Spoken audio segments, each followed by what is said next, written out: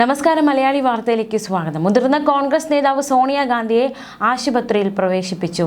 ശ്വാസതടസ്സത്തെ തുടർന്നാണ് ആശുപത്രിയിൽ സോണിയാഗാന്ധിയെ പ്രവേശിപ്പിച്ചിരിക്കുന്നത്.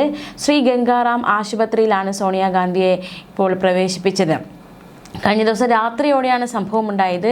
നമുക്ക് അറിയാവുന്നതുപോലെ ദില്ലിയിലെ അന്തരീക്ഷമൊക്കെ എപ്പോഴും അത് വളരെ ഒരു സങ്കീർണമായ ഒരു അന്തരീക്ഷമാണ് ദില്ലിയിലുള്ളത്. ഡൽഹിയിലെ തണുപ്പും വായുമലിനീകരണവും ശ്വാസതടസ്സത്തിന് ഇടയാക്കിയെന്നാണ് ഡോക്ടർമാർ വ്യക്തമാക്കുന്നത്. എന്തായാലും നിലവിൽ സോണിയാഗാന്ധിയുടെ ആരോഗ്യനില തൃപ്തികരമാണ്, മരുന്നുകളോട് പ്രതികരിക്കുന്നുണ്ട് എന്നും ഡോക്ടർമാർ വ്യക്തമാക്കി. ആശങ്കാജനകമായ സാഹചര്യം നിലവിലില്ല എന്ന് ഡോക്ടർമാർ അറിയിച്ചു. മാത്രമല്ല 2 ദിവസത്തിനകം ആശുപത്രി വിടാനാകും സോണിയാഗാന്ധിക്കെന്നും അധികൃതർ അറിയിച്ചു. ശ്വാസകോശ സംബന്ധമായ അസുഖത്തെ തുടർന്നാണ് ആശുപത്രിയിൽ പ്രവേശിപ്പിച്ചിരിക്കുന്നത്.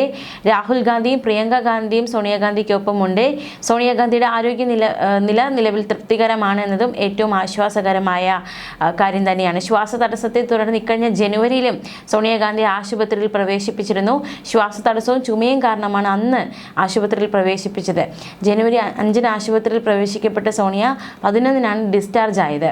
അന്ന് ആശുപത്രിയിൽ പ്രവേശിപ്പിച്ചപ്പോൾ പരിശോധനയിൽ സോണിയാഗാന്ധിയുടെ ബ്രോങ്കിയൽ ആസ്മയ്ക്ക് നേരിയ വർധനവുണ്ടായതായി കണ്ടെത്തി.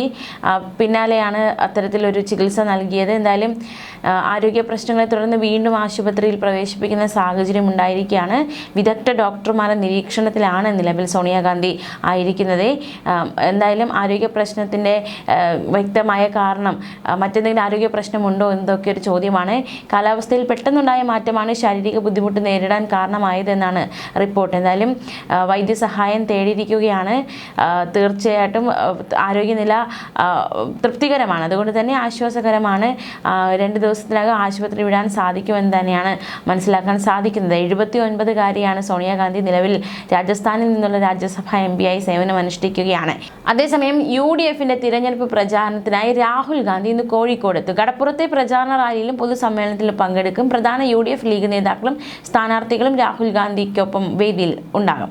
രാഹുൽ ഗാന്ധിയുടെ വരവിൽ ചില സർപ്രൈസുകളും KPCC ഒരുക്കിയിട്ടുണ്ട്.